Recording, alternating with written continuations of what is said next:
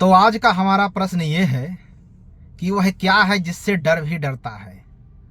तो देखिए, आदमी जब कोई मुसीबत में फंस जाता है, जब उसे लगता है कि अब मैं मारा जाऊंगा, बचूंगा नहीं, तब वह भगवान का याद करता है, भगवान को ध्यान करता है।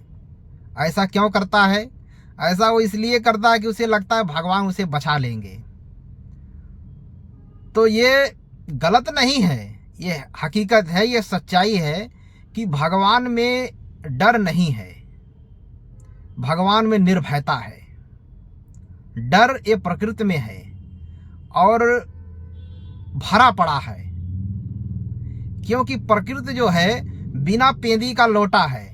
अचानक ही किधर भी लुढ़क जाएगा, अचानक ही भूकंप आता है, अचानक ही ज्वालामुखी फटता है, अचानक ही आसमान से ओला पड़ने लगता है, अचानक ही ऐसी बरखा हो जाएगी, बाढ़ आ जाएगा, अचानक ही हार्ट अटैक आ जाता है, अचानक ही दुर्घटना हो जाती है, अचानक ही अपना प्रिय आदमी, खास आदमी मर जाता है, उसके साथ कुछ होनी अनहोनी हो जाता है। क्योंकि ये प्रकृति बिना पेंदी का लोटा है, अचानक ही यहाँ सब कुछ होता है, क्योंकि प्रकृति में डर ही डर भरा पड़ा है। यहाँ कुछ भी होने की संभावना है।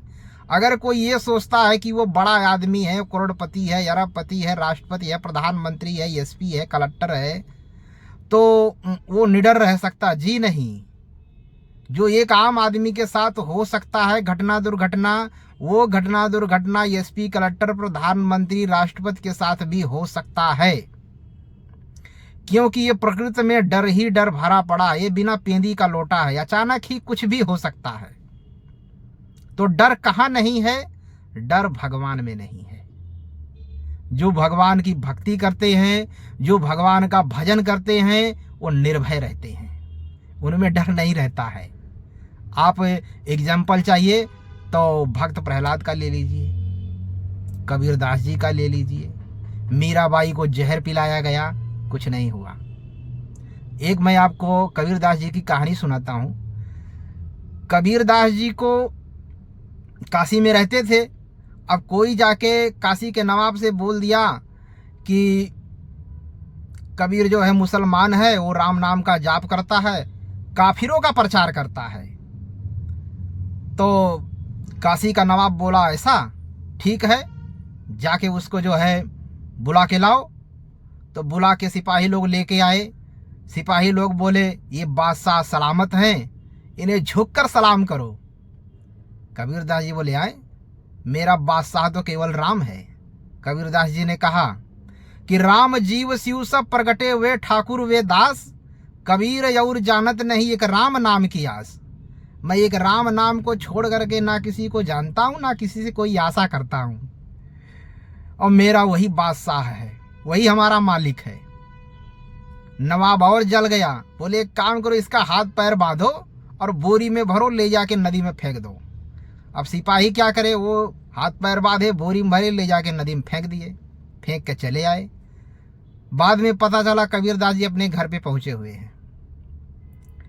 तो नवाब बोला भाई तुम लोग बराबर फेंका नदी में? बोले हाँ महाराज, हम लोग बराबर फेंका। तो बोले बच कैसे गया? बोले जहाँ पना वो जो है बहुत बड़ा फकीर है, उसके ऊपर कुदरत की कृपा है, उसके बल पर वो बच गया है, हम लोग अपने काम बराबर किया है। तब नवाब जाके माफ़ी मांगा। तो जो भगवान की भक्ति करता है, भजन करता है, वो निर्भय रहता है। ना वो आग से डरता है, ना पानी से डरता है, और ना किसी राजा महाराजा से डरता है, किसी से भी नहीं डरता है। वो निर्भय रहता है, क्योंकि उसकी सुरक्षा स्वयं भगवान करते हैं। लेकिन सवाल यह है कि भजते तो सब हैं भगवान को, हर कोई भगवान को भजता है, क्योंकि मनुष्य श्रद्धामय है। उसका मन कहीं ना कहीं किसी ना किसी के में आसक्त तो रहेगा ही, चाहे वो ईसा को माने, चाहे वो इस्लाम को माने, चाहे बुद्ध को माने, चाहे रामकृष्ण को माने, किसी ना किसी भगवान को तो मानेगा ही, क्योंकि मनुष्य श्रद्धामय है, उसकी श्रद्धा कहीं ना कहीं तो रहेगी ही। लेकिन हर आदमी अपने हिसाब से भगवान को भजता है। लेकिन ऐसा नहीं, भगवान के हिसाब से जो भगवान को भजते हैं, यानी आप भगवान का भजन करेंगे, भगवान आपकी परीक्षा लेंगे और आपको परीक्षा में पास करना पड़ेगा, और वहाँ पास कर नहीं पाते। जो पढ़ाई करेगा उसको परीक्षा देना अनिवार्य है, उसको परीक्षा देना ही पड़ेगा। तो अगर जो भगवान की भक्ति करता है तो भगवान उसकी परीक्षा लेते हैं, और परीक्षा में जो पास करता है तो भगवान उसको स्वीकार कर लेते हैं कि हाँ, आज से तुम हमारे भक्त हो। और जिसे स्वीकार कर लेते हैं उसकी सुरक्षा करते हैं। और जो फेल हो गए वो, भैया तो आप अभी पास करने लायक पढ़ाई करो, उस लायक आप भजन करो कि आप पास कर पाओ। तो अब लोग भजन तो करते हैं, लेकिन थोड़ा सा ही मुसीबत पड़ा बस छोड़ छाड़ देते हैं। संसार को अधिक महत्व देते हैं, भगवान को महत्व कम देते हैं। पर ऐसा नहीं, भगवान को महत्व अधिक देना होता है, संसार को महत्व कम देना होता है। तो देखिए, जो भगवान का, जिसको भगवान ने अपना भक्त के रूप में स्वीकार कर लिया है, उसकी सुरक्षा वो स्वयं करते हैं। इसलिए वो निडर रहता है, निर्भय रहता है। फिरत स्नेह मगन सुख अपने, और नाम प्रसाद सोच नहीं सपने। तो जो जिसको भगवान ने स्वीकार कर लिया है, वो सपने में भी किसी से नहीं डरता, किसी से डरता ही नहीं, वो निर्भय रहता है, क्योंकि उसकी सुरक्षा स्वयं भगवान करते हैं।